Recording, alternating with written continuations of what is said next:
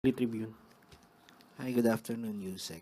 Naglabas po ang National Union Party ng statement na sinasabing hindi sila boboto pabor sa impeachment ni VP Sara unless may compelling new evidence emerges during the hearings.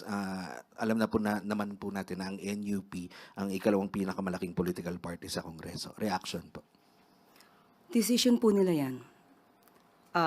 May kalayaan po sila mag-decide. Hindi naman po sila sinasaklawan ng ating Pangulo at ng administrasyon na ito. Kung ano po yung desisyon nila, malamang yun po yung nakikita nilang magiging magandang aksyon para sa kanilang political party. And ma'am, nananatili po ang substantial ang numero ng mga aliado ng presidente sa Kongreso. Huwag nating isingit, ilagay sa issue ang numero ng Pangulo sa House of Representatives.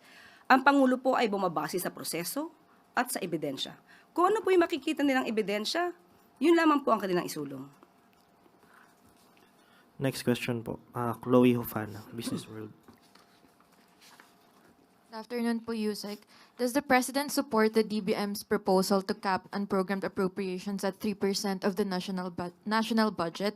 And has the President given specific instructions to the DBM on this matter? Actually, inalam po natin yan mula mismo sa DBM at sa ngayon po ay nasa pagdadraft pa lang sila ng Philippine Budgeting Code. So, minarapat ko na po na kunin mismo mula sa DBM ang kanilang katugunan patungkol sa nasabing issue. And I will read. The Department of Budget and Management is currently in the process of drafting the administration's proposed Philippine Budgeting Code, which is intended to institutionalize key fiscal reforms, including clearer parameters governing the level, scope, and conditions for the release of the unprogrammed appropriations. A central policy intention under the proposed reform is to ensure that unprogrammed appropriations are confined to a limited and clearly defined purpose, thereby preventing its use as a broad or discretionary funding mechanism and enforcing fiscal discipline. The draft measure will be submitted for review by the economic team, the executive secretary, and ultimately the president. As such, the matter remains under policy development and interagency consultation. As a matter of fiscal policy direction, the DBM's position is to adopt a more prudent and disciplined approach by setting the level of unprogrammed appropriations at a rate lower than 5% of the total national budget based on historical data and fiscal trends. The precise threshold, however, will remain subject to further deliberation and the President's approval in the context of the proposed budgeting code. Thank you. Yusek, follow-up lang. Nabanggit niyo po re-reviewin ng economic team. May timeline na po dito. Kapag po na ibigay na po itong draft at sa ating pagkakaalam, sinabi po ng DBM ay minamadali po nila ito. And yung rate lower than 5%, the President supports this? Yes. Thank you po. Susunod na tanong po, Maricel Halili, TV5.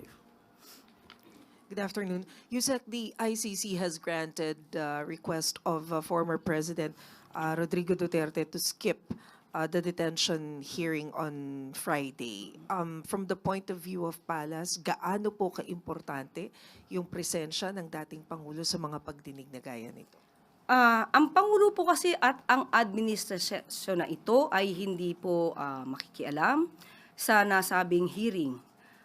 Kung ang nais po ng dating Pangulong Duterte ay hindi magpakita sa taong bayan, kanya pong desisyon yan. At kung ito naman po ay naresolba ng ICC, napayagan siya na huwag magpakita at hindi maging present sa kanyang sariling hearing, igagalang po natin yan.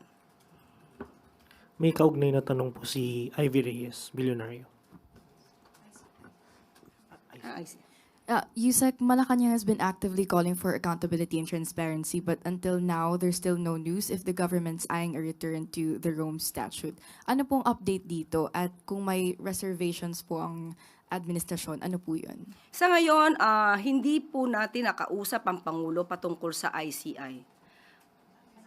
ICC, sorry. Tungkol sa ICC. Ang huli namin na pag-usapan dyan, siguro mga months ago, hindi pa po napag-uusapan, hindi pa po nabibigyan ng prioridad ang nasabing usapin kung babalik sa ICC ang ating bansa. On another topic po, may update po ba sa appointment ni Secretary Lotilla? Sa ngayon po, mamaya bibigyan ko po kayo ng update at hindi pa po sa akin nabigay. Yung pinaka-latest po. Pero just like last time po, ganun pa rin po yung information niyo? Yes, wala pa rin po tayong update sa ngayon. Most probably, later, I will give you an update. Follow-up po, ICC, si Chona Yu, DZRG. Yusek, quick follow-up lang doon. What are the factors that the President may consider of rejoining the ICC? I cannot give any categorical answer on that because he has not discussed anything about the rejoining the ICC. Maybe I will try to discuss this matter to the President this afternoon. Last question po, Ian Cruz, GMA. Hi, Yusek, good afternoon. Yusek, yung follow-up lang natin tungkol dun sa nangyari sa NLEX na binabanggit nga ni Secretary John Vic Remulla na kailangan mahinto yung paggamit ng 4 lanes pag nagko-convoy si Governor Fernando. Ano po ang update ng LTO dun sa kanilang investigasyon? Nagsalita na po kasi rito ang si Sec Dave patungkol po dyan at ang alam po natin ay nag-iimbestiga po ang LTO.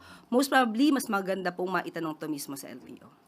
Ma'am, may binanggit din si Montulfo, yung columnist po natin, na sinasabi po niya na kaya daw hindi nakakalabas si Governor Fernando ay binugbog daw ito ng mataas na opisyal. Pero definitely, hindi daw po ito ang Pangulo o mga member ng Presidential Security Group. Ano po ang inyong impormasyon ukol dyan? Wala po tayong impormasyon dyan. Kung kanya po galing yan, mas maganda po sa kanya po inyong itanong. Wala po tayong impormasyon patungkol dyan. Thank you, ma'am. Yun na pong huling tanong, Yusek. Back to you po. Maraming salamat. Dissenting tahanan para sa ating mga kababayan. 1,400 low-cost housing units sinimulan ng itayo sa Subic Bay Freeport Zone. Alinsunod sa mithiin ni Pangulong Marcos Jr. na punan ang kakulangan ng maayos na pabahay sa bansa, malugod na pinangunahan ng Department of Human Settlements and Urban Development sa liderato ni Secretary Jose Ramon Aliling ang pagsisimula ng konstruksyon ng isang bagong township sa Subic Bay Freeport Zone nitong Martes lamang. Sinaksihan ni unang ginang Liza Marcos ang kaganapan at hinirang ito bilang isang lugar na maaaring tawaging sariling tahanan. Para sa maraming pamilyang Pilipino, ang pangarap na sariling bahay ay hindi lamang lugar na tutulugan. Simbolo ito ng seguridad, oportunidad at payapang pamumuhay. Ligtas, maaliwalas at higit sa lahat, may dignidad. Nation builder ang nais ng Pangulo na maging susunod na leader ng bansa. Isang taong may pagmamahal sa bayan ay kailangan. Ngunit hindi sapat ang pagmamahal lang sa bayan ang pinanghahawakan. Dapat ay may kakayahan o competence na mamuno. May talino at may kapasidad na ayusin ang problema sa edukasyon para magkaroon ng sapat na kaalaman at skills ang ating mga kababayan. Ang kailangan ng bansa ay taong hindi pamumulitika ang pinagtutuunan ng pansin, kundi ang pagpapaunlad ng bayan. Nagpaalala ang Pangulo na ang nagiging agenda ng iba ay paulit-ulit na pag-criticize. Iyon lang ang tanging nagiging trabaho nila. Walang ibang ginawa kundi siraan lang ang ibang programa ng administrasyon. Kaya dapat ipaalam sa ating mga kababayan na ang pagiging Pangulo ay maging isang leader na namumuno sa bayan, hindi para magyabang lamang. Kailangan ng bayan ang isang pinuno na kumikilos para sa structural changes tungo sa isang investment-friendly nation. Isang taong magsusulong sa pagpapaunlad sa edukasyon, healthcare, social benefits, mga programang dapat makarating at maramdaman ng bawat Pilipino, anuman ang katayuan sa buhay. Kailangan ng bansa ang isang leader na susuporta sa inisyatiba ng pamahalaan sa halip na ito'y pinupulaan. Sa madaling salita, ang susunod na leader ay dapat isang nation builder. May puso at talino, may competence, may tunay na pagmamahal sa bayan at higit sa lahat, hindi mapagpanggap.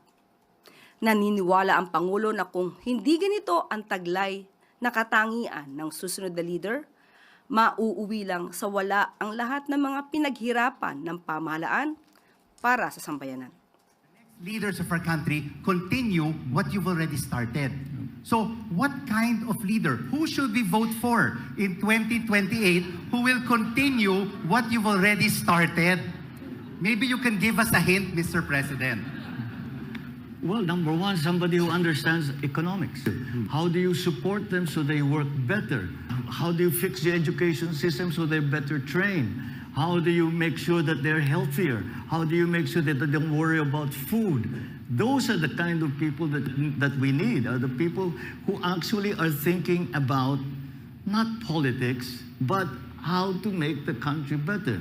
We are building a nation. We are about nation building. I didn't hear that anymore. So we need to have nation builders, people who want to make the Philippines better, people who actually love the Philippines and love Filipinos and want to make things better. At dito na po rin tatapos ang ating press briefing. Magandang araw para sa bagong Pilipinas.